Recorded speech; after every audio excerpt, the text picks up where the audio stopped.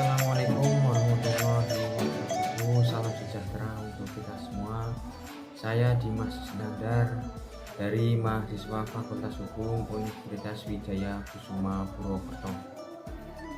Mohon izin, di sini saya sedikit ingin menjelaskan terkait tentang asas-asas hukum untuk memenuhi tugas mata kuliah filsafat hukum.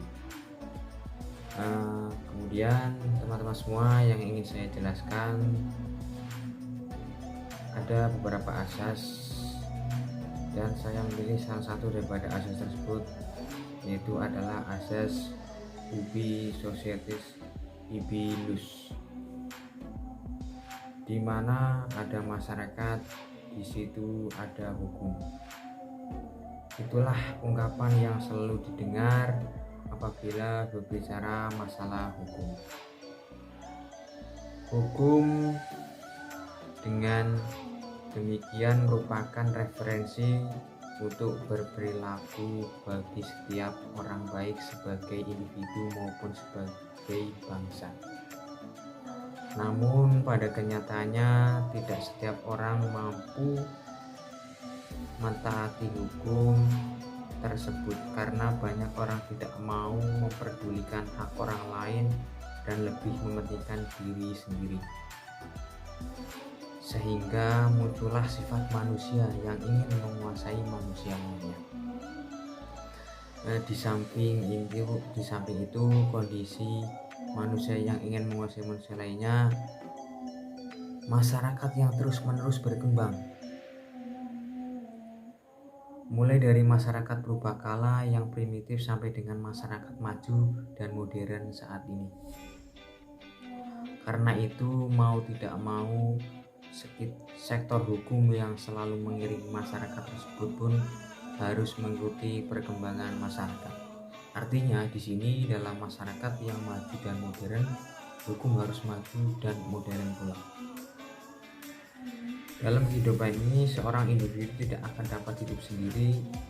Sudah barang tentu individu dan berinteraksi dengan makhluk individu yang lain dalam masyarakat.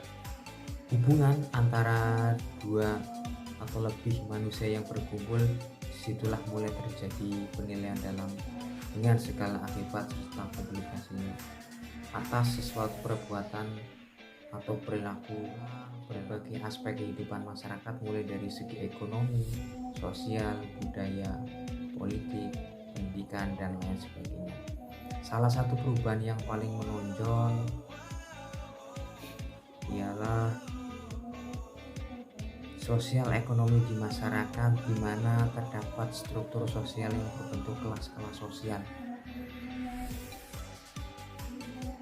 Perubahan sosial ekonomi ini juga diiringi dengan meningkatnya angka kriminalitas atau tindak pidana. Untuk menghadapi berbagai peristiwa tindak pidana tersebut, kepolisian memiliki data tentang kriminalitas yang tidak disebut statistik kriminal. Data statistik itu kemudian diolah, dilihat peningkatan tindak pidana di berbagai wilayah Indonesia. Hal yang mengejutkan dari data tersebut adalah tingginya tindak pidana pencurian yang telah dilakukan oleh masyarakat Indonesia. Untuk menyelesaikan kasus tindak pidana pencurian yang bermarak di Indonesia, masyarakat akan melalui proses yang namanya pembuktian sesuai dengan hukum acara pidana yang itu. Yang dimaksud adalah tindak pidana di Indonesia memang semakin banyak. Jadi untuk teman-teman semua, kami berpesan di Fakultas Hukum Universitas Wijaya Kusuma Purwokerto agar teman-teman selalu tetap waspada dimanapun berada, karena yang tadi disebut dalam asas tersebut adalah di mana ada masyarakat, di situ ada hukum. Segala sesuatu yang kita lakukan ada hukumnya ataupun aturannya. Jadi apabila kita melanggar daripada aturan tersebut, akan dikenai sanksi sesuai dengan hukum yang berlaku di wilayah tersebut.